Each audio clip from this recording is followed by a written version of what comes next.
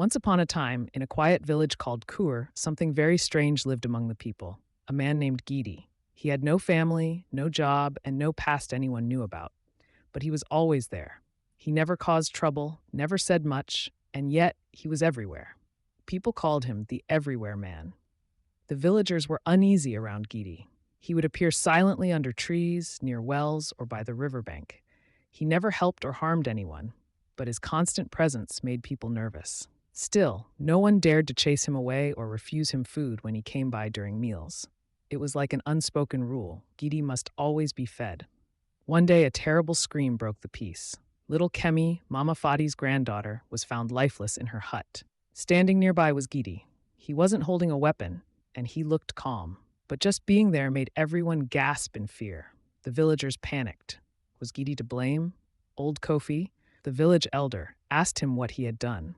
But Gidi said nothing, and then he disappeared into the night like a shadow. Search parties looked everywhere for him, but Gidi was gone. Days passed, and the sadness of Kemi's death stayed heavy on everyone's hearts. Fear turned to anger.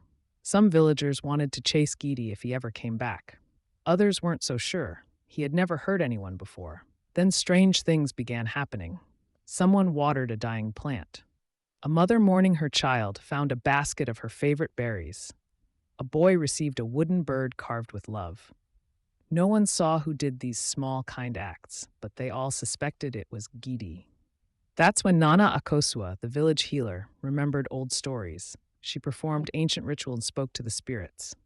They told her that long ago, when Kur was in danger, a powerful spirit came to protect it. The spirit could not speak much or do much directly, but it could stay close, absorb sadness, and guard the village from worse harm. Gidi was that spirit. He hadn't hurt Kemi. In fact, he had tried to hold back the darkness that took her. His silence wasn't coldness. It was a heavy burden of watching over the people he protected.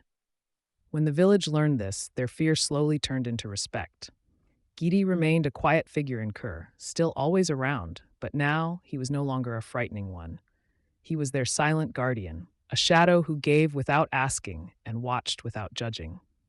Moral of the story: don't fear what you don't understand. Sometimes the quietest and most mysterious among us are doing the hardest, kindest work, protecting others in ways we may never see. If you enjoyed this story, please subscribe and follow me for more stories. Thank you for listening.